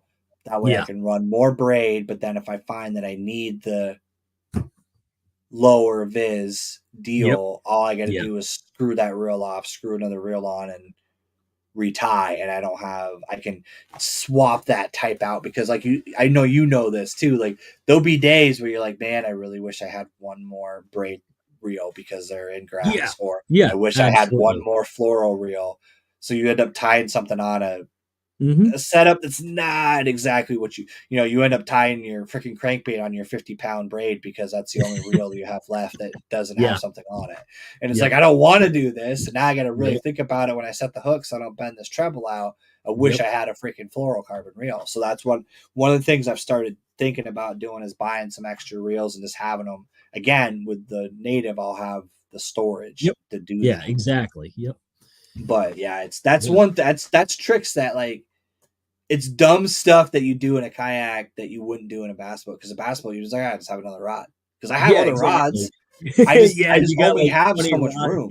20, 30 rods in there. Yeah. I'll just switch this one out. Yeah, you just go in your rod locker and pull another one. But when you're Yep. talking about a freaking kayak, like you start, there is a disparaging number once you get to be. I mean, I could carry 12 rods if I wanted. Yeah. Yep. I could. I could Mm-hmm. actually probably carry 16 because that yak. So when you were talking about Magog, our last tournament was on Magog. Yeah. Yep. How'd you do in that? And when we went under the pylons, we I can fit 8 on that horizontal rod stager Yeah. because Yep. you can go opposite. Mm-hmm. So I think I'm Yeah. How did losing you your do on that audio there. tournament? Hold on. Did I get muted on your end or something? I can see you Uh, moving, but I can't hear you now. can you hear me now? That's really weird. Unless my audio died. Hold on. Yeah, I think it was yours because No, I still have audio. Yeah, I can't hear you at all. huh. Weird. Hold on. Oh, it might be battery. Hang on. Hold on. I'm gonna try something real quick. Pop him back in. See if you can hear him now. There we go. I think you're back now. You good? Yeah, I popped you on back in. There, we're good. Okay. All right. It could be. So I'm on my wife's laptop right now. Her Gotcha. battery is like pretty low, so it could be cutting some stuff out. Gotcha. Yeah, we'll probably end this right now. You're gonna be this winter. Be prepared to see this guy a lot because he's like me and he gets stir crazy and Oh my God. We're let's do some podcasts this year. because This winter. we can talk fishing all winter long. It's gonna be that's where the podcast started, dude. Was me Yeah. getting Yep. bored in the winter and I needed something to do that had fishing relevance, and talking on a podcast is the way I did it. Yeah. So I was about to ask you before it died, the audio died off. How'd your tournament go on Magog? Awful, dude. 30 mile an hour Ugh. sustained wind, rain. Ugh. Dude, I was taking water on my kayak. I actually Ooh. I bought it's a funny story actually for you guys watching in the stream. I ordered sponges, and my wife goes, "What the fuck did you order big car sponges for?" To get the water out of my fucking old town. Oh my God. There is this much water in my old town Even because, with the scuppers? dude, it was coming in the front. It was coming right through the freaking tank well Oh my God. because we were dive bombing. We were doing like this.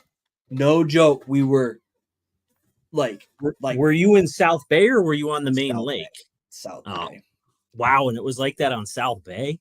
Dude, it was blowing towards the main lake in South Bay. That's why. So the water was the literally the wave was coming out of the southern end of South Bay and blowing towards Main Lake.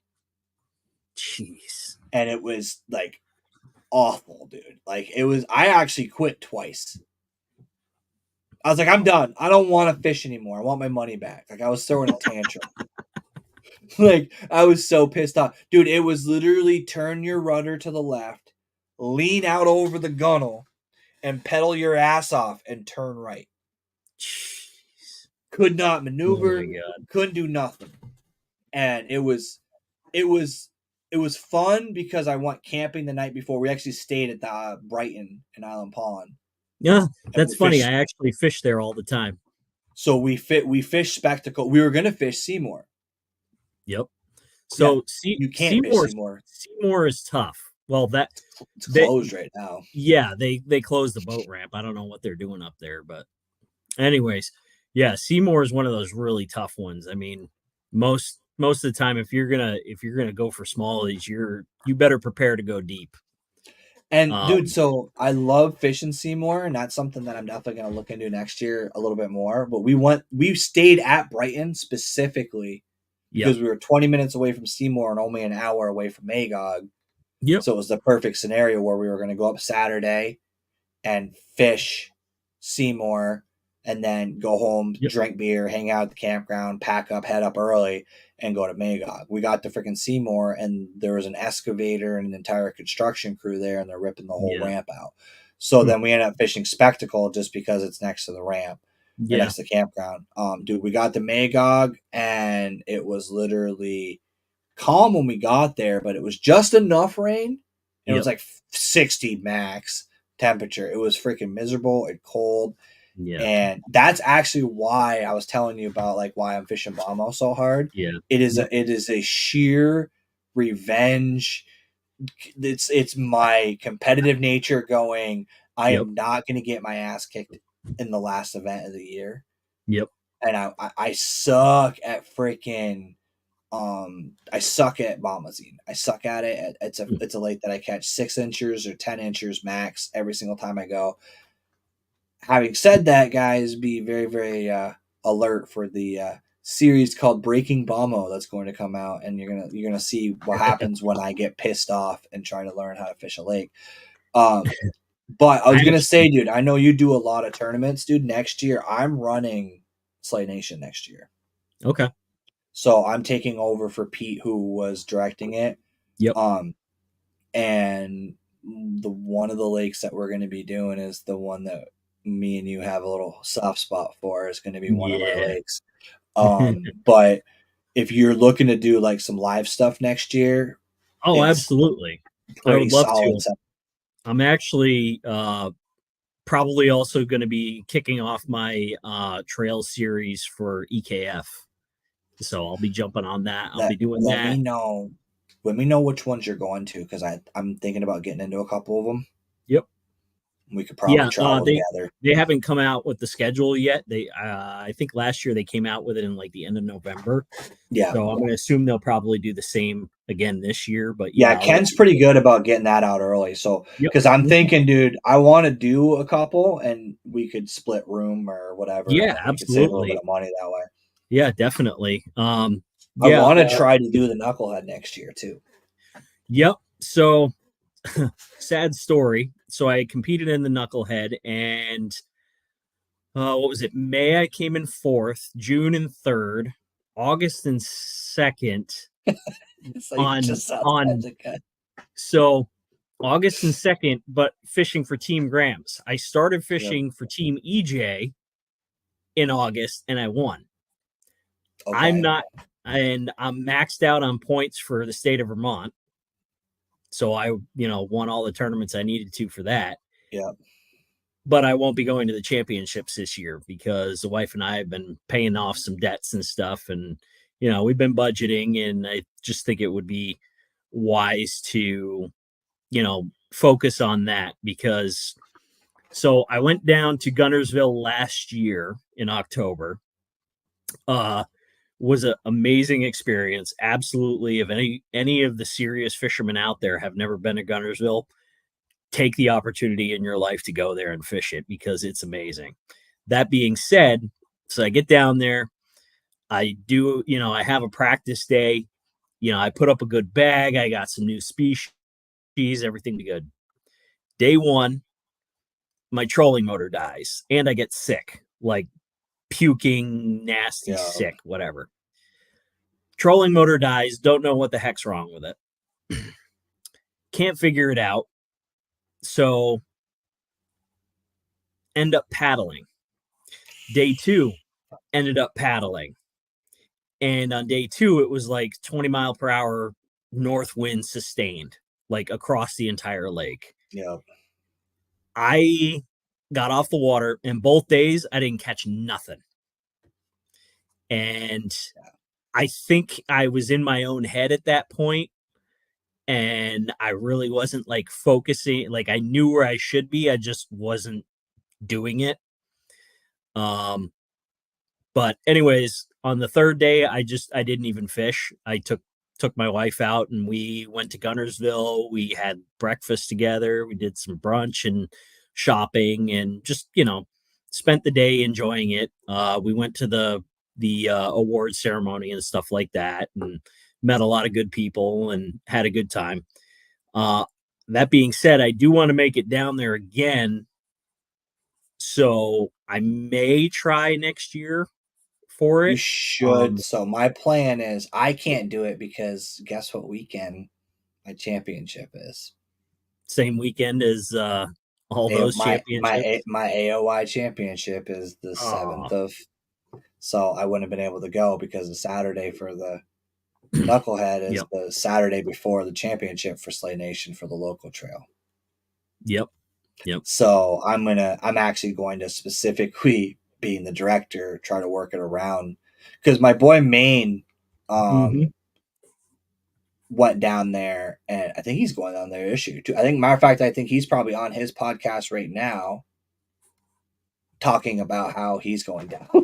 Yep. But that's something that I want to do next year, and if Well, you're honestly, doing it, dude, again, that would be a deal where we could, yeah, maybe absolutely. So, hook up and travel because um, that's the thing that kind of stopped me from going last year. yeah. So honestly, my wife wanted to go with me last year because no one else was going down and stuff, and it was a new experience. Now that she's already done it, it's not so much the experience anymore. It's more because she doesn't want me traveling alone, which I get. Mm-hmm. Um, it's a long trip. It's an It's a long drive. 18-hour trip. That being said, she did tell me that if, I had other people to travel with, she'd be totally fine with that. Yeah. So, I mean, if you and I can qualify, I mean, all we got to do is win one of the challenge series for our state, and Yeah. we qualify to go down. That being said, if we can do that, I'm all for it. Yeah, I'm definitely looking into. I want to do at least one big travel. The thing about the knucklehead that works out is I have a room at Mikey Ball's place, pretty much. No way. Oh, Yeah, that's right. You and Mikey are pretty tight, aren't you? yeah, I could just text That's him and be awesome. like, "Bro, I Yeah, need a room." I would honestly love to go fishing with that guy because he seems like so much fun to just be out on the water Yeah, with. if I see, that's the thing. If I qualified for that, I'd probably go down like 4 days early. Yeah, You absolutely. Yep. crash at Mikey's and fish with him. Yeah, that'd be awesome. Problem is though, he's also in Florida a lot this time of year. Yeah. Yep. So, because he does a lot of like filming and stuff in Florida this time of year, so Mm-hmm. it's hit or miss. Like, because I can. That's again the really weird thing about this industry, dude. Is I could text Yeah. Rudd, I could text Bailey, I could text Mikey. Yep. Like Bailey, not as much. Bailey's like I talked to him a little bit on Instagram, but like Rudd's and I've had Rudd on my podcast like 3-4 times. Oh, Like it's just a dude that you could just talk to. Like, yeah. matter of fact, I don't know if you listen to many fishing podcasts, but Bass and Brews, Paul the Jabberhammer or whatever, Nope. he's my guest next week. Okay. All right. And I'm Definitely have thinking to tune about. in. I have messages out to Hamner, but he hasn't gotten back to me yet. That would be a good podcast. I want to get Hamner on. I want to try to get Gene, and we had Chad on the when I was on May Contain. I had him on Okay. there. All But right. Yeah. that's what's weird, dude. I have all these people on that like I have no business talking to, but yeah. You always got a business. If you're fishing, you always got a business talking to them. So I'm actually talking with Chad. So I've been helping him develop the new smallmouth series. Okay. Yeah, me and some of the other Hammer smallmouth guys. Him and Austin are considering coming up in April. I was going to have him come up and do some fishing, and I was going to put him on some good smallmouth. And yeah, it's so, dude. If you have contact with him, have him reach out to me because I wouldn't mind. I didn't get him on the podcast, yeah, so my boy Daniel from May Contain Fishing, he signed up with Paddle and Fin. Mm-hmm. So he's on their network now. So I want to say like we just parted ways. That's why I went weekly.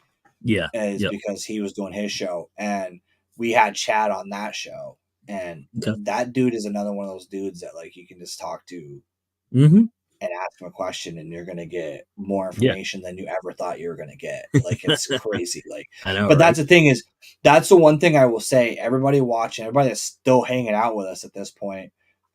Keep in mind, all of the knowledge I have is from fishing.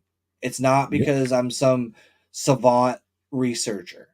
It's literally from hours and hours and hours of being on the water and remembering. All experience based. It's literally, that's all it is. You know, fishing a tournament, fishing a body of water and having a good day.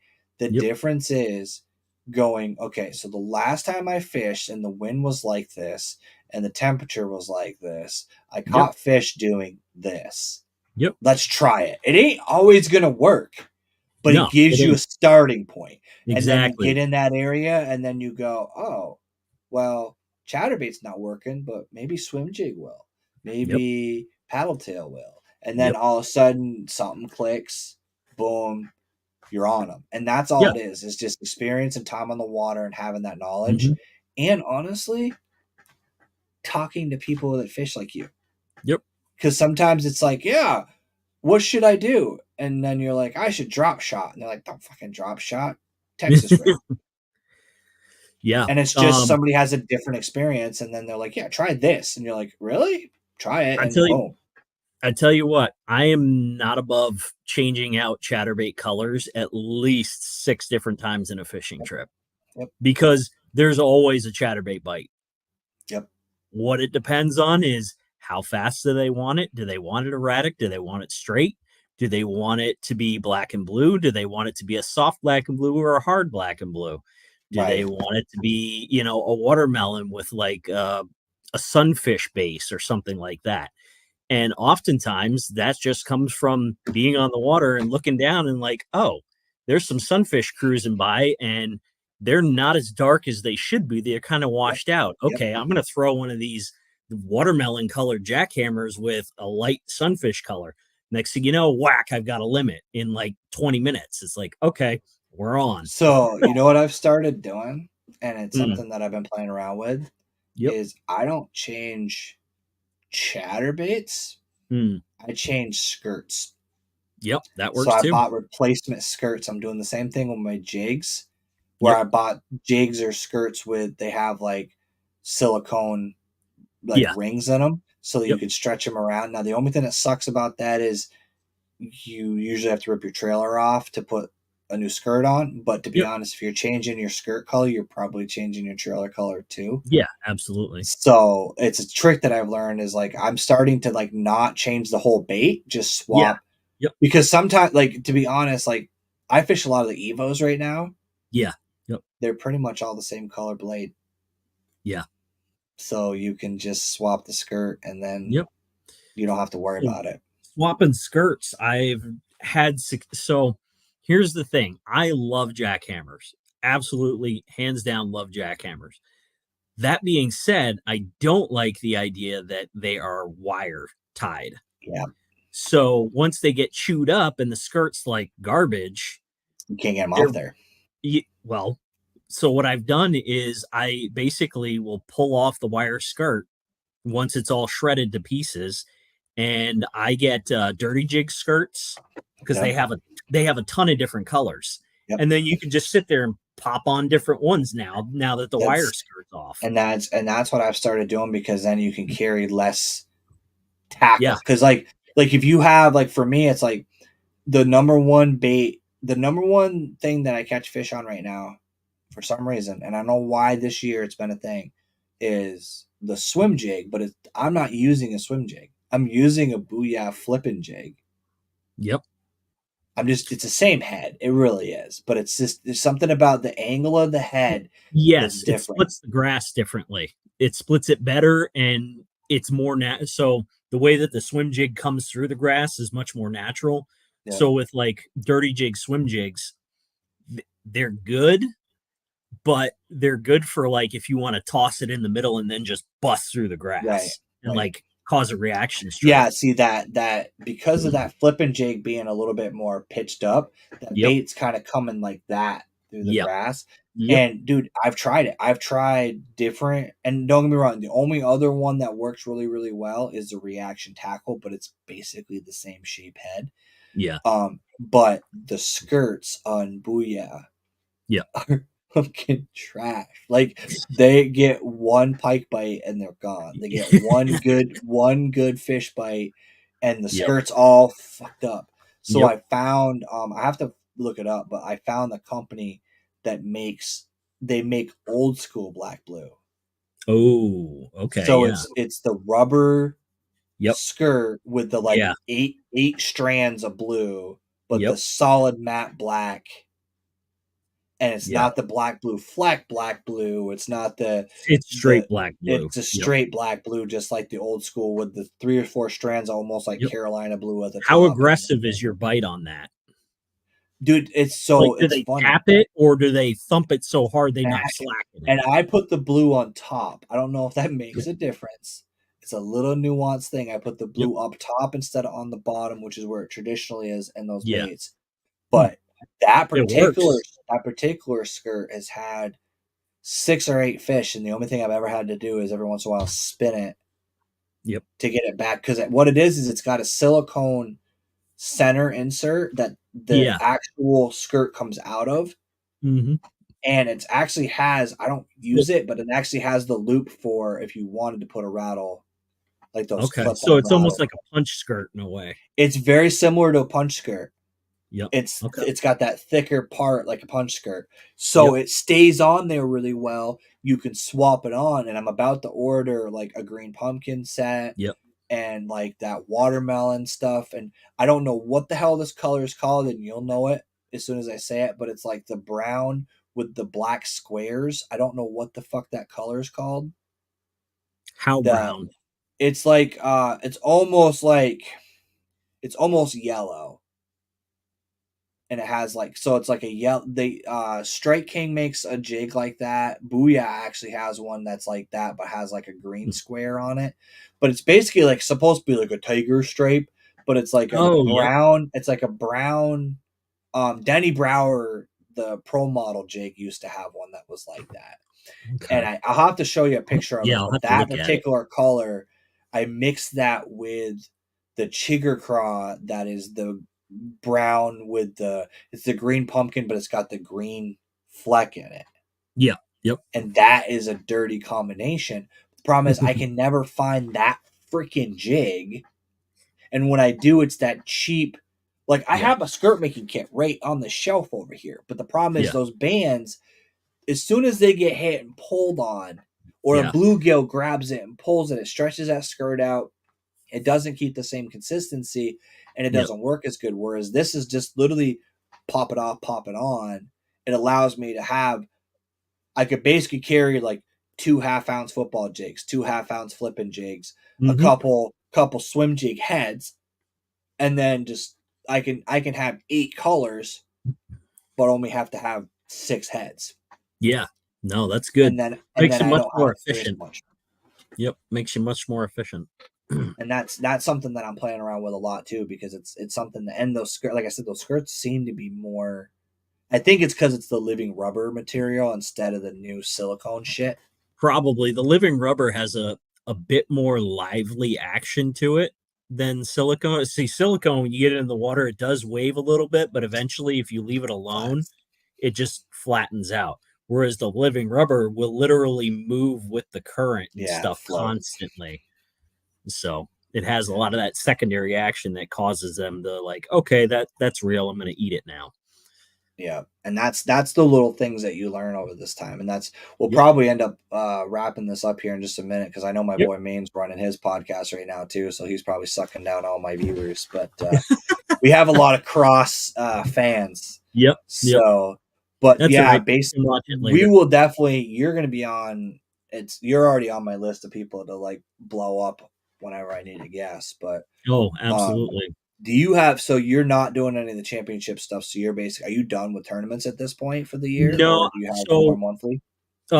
so they're just starting the new smallmouth series. So they kicked it off this past year, starting last year, Oh, just to gauge interest and stuff. And there were quite a few people that were into it. So Chad made some adjustments to it, and instead of it running like 2 or 3 months at a time here and there, right. it's run monthly like a regular challenge series, and it's called the Okay. Smallmouth Challenge Series.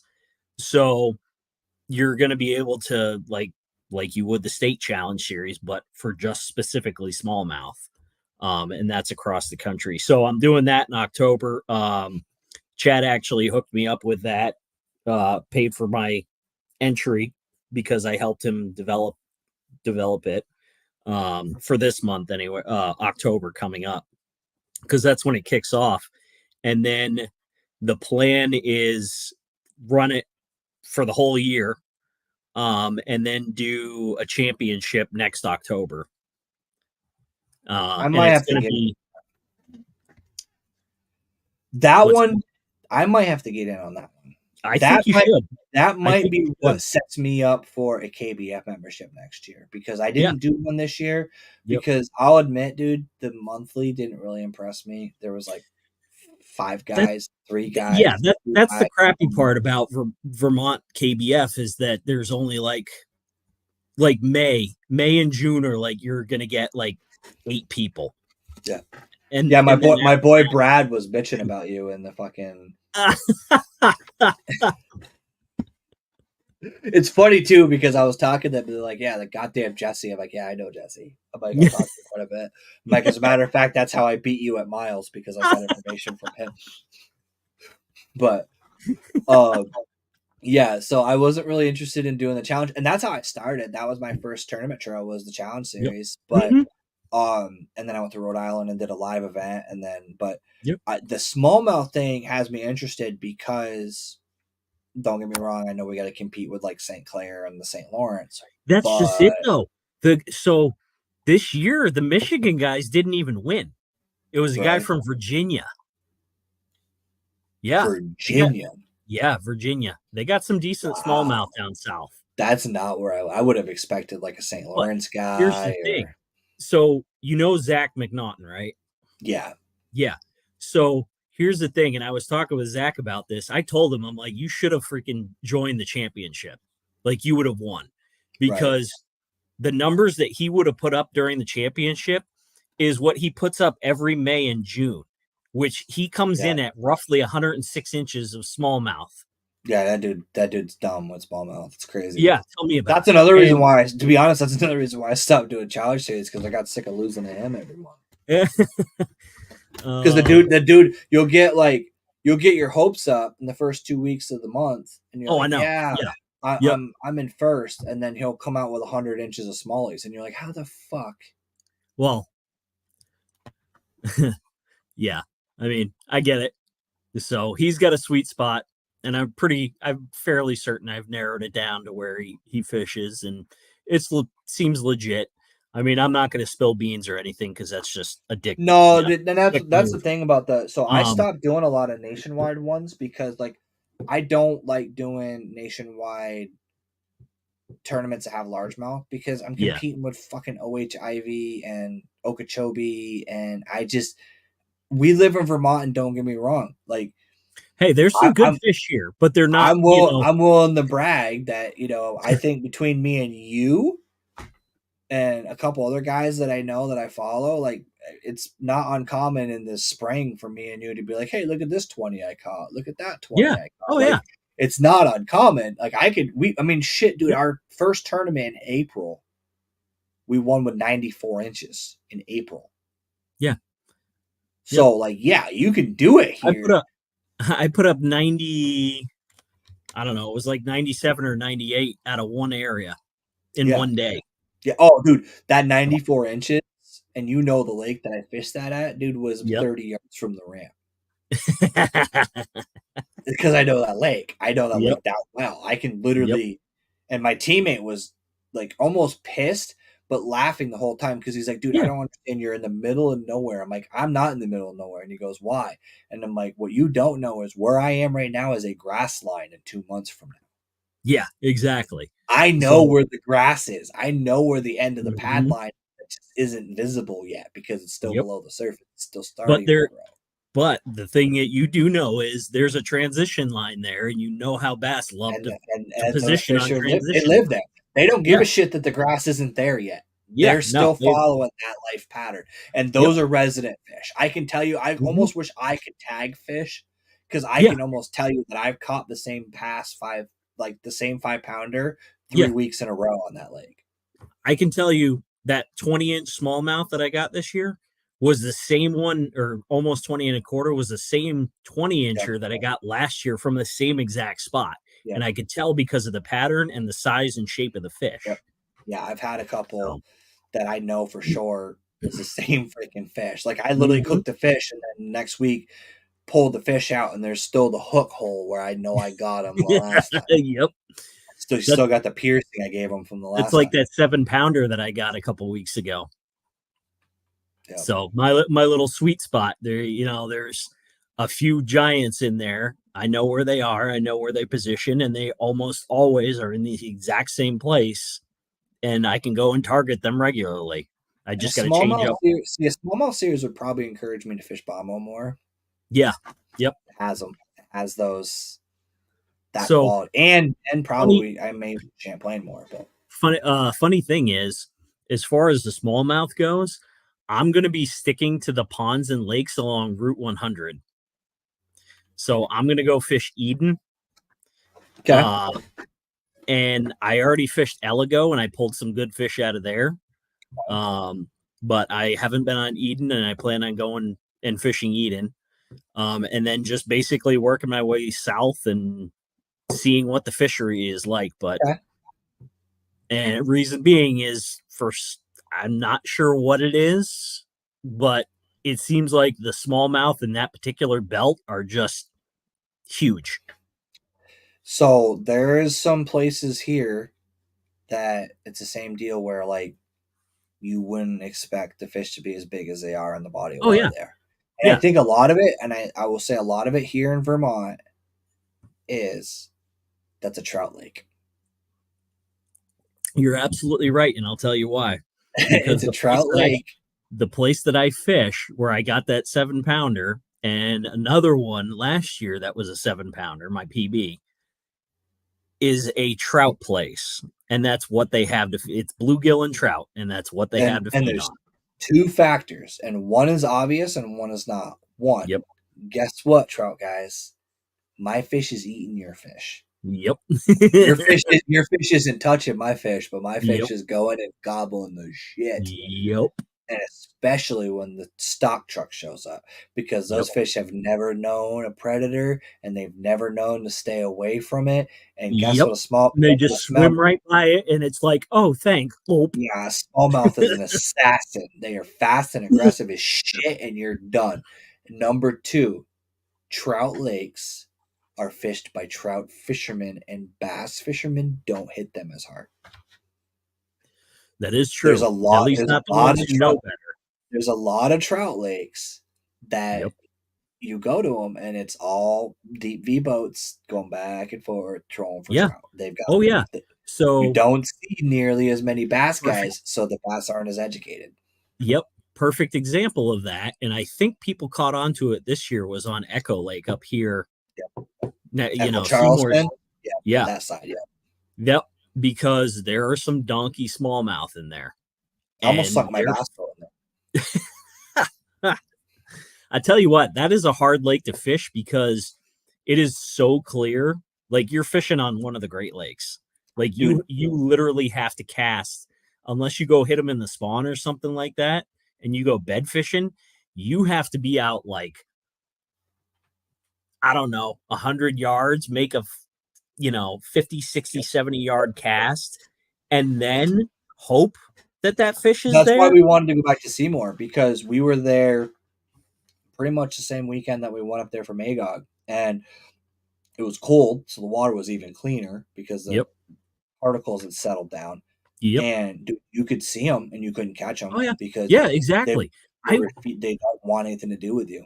This May I went up on Echo because I was trying to tag some big ones, and I went by one that was in probably 10 feet of water. This thing was a freaking submarine. Yep. Like no joke. This fish had to have at least been 22 inches. And we're Yep. talking a smallmouth here. And it just swam by, and I'm like trying to cast this thing, and it's like, nah, screw you. I already know what you're doing. It Yeah, just I see you. kept Yep. cruising. Yep. We And this should do fish that, was dude. like We should actually feet do a away from spawn. me. What's that? We should do a spawn trip up there. Yeah. That would be honestly, I would get up there early and just do a freaking. Well, reason I said that people were starting to discover it is because when I went up there a couple of times and there was like no one on, and that was in end of April, beginning of May. By mid-May, there were literally bass boats all over that thing from first thing in the morning until the evening. Do my Just home lake. back and forth. And I'm like, oh my God, there's no way I'm going to be able to freaking pull any fish out with these guys hammering them like this. So my home lake had a 12 boat tournament the other day. Mm-hmm. Think about the size of that home lake. 12 20-foot bass boats. Do we struggle with an 8 kayak team tournament there? Jeez. And that was the third tournament that month. Oh my God. So, but yeah, we're probably gonna end the stream right here. But definitely, we'll have Right. Jessie back on. Me and you are definitely gonna. I may even try to hook up with you this year because I got Friday, Saturdays, and Sundays off now. Okay. I know again in October we're starting off that smallmouth series. So the smallmouth challenge series. Why did Siri just activate? That's weird. Starting that smallmouth challenge series. So you should definitely reach out to me. I'm I wouldn't probably mind going to be following you hitting. around because I won't be Yeah. competing in that, but I definitely could Well, hang out. You know, I know we're going to be. I'm definitely planning on being on that one specific lake of ours, that favorite little lake of I ours. wouldn't mind hitting that for sure in I mean, fall. that's where I Yeah, got my PB Smalley. So, yeah, in fall too with the yep. lack of boats and just Oh being yeah. able to have control of Yep. it. Yeah. Well, when So, you did your Magog tournament, I was actually out at that lake, dude, and that must have been awful. That oh, it place was. is It was that awful. place is not fun in the wind. No, it was not. And I tell you what, I thought I was having a rough day, and I still bagged like 6 fish, but I thought I was having a rough day. And come to find out, there was actually a tournament the day before, and I still managed to get a full bag. We got 56 inches. A Magog. 50. That was the winning number. The winning number was like 75. We placed fifth. Holy wow. But then again, that time of year, there are usually quite a few tournaments going on up there. There was So, a bass boat tournament at the same time. oh, geez. They launched a bass boat tournament out of the marina. Oh, my God. We found out after we were wondering why we were getting buzzed by bass boats in South Bay. Yeah, constantly. Yep. Like, why are you in South Bay in September? But they That's were why. because there was a tournament. Yep. So, all right, guys, Jeez. we're gonna end it on that note. All And, right. we will definitely be back. I will see you guys next Tuesday.